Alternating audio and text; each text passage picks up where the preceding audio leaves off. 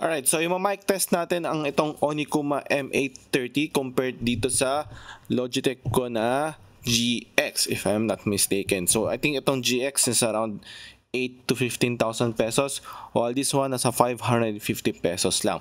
So right now ang narinig yung mic ngayon ay galing dito sa Logitech GX ko. So check natin, i-compare natin to dito. So lilipat na ako dito. Ayan, so right now nandito na ako sa Onikuma M830. Wala siyang volume knob or anything. Right now, nakikita ko nagpipick yung dB ko, decibels ko ng maabot sa red line. So, how's the sound quality? Kayo na bahala kasi hindi ko check to hanggat sa hindi ko pa ini-edit tong video.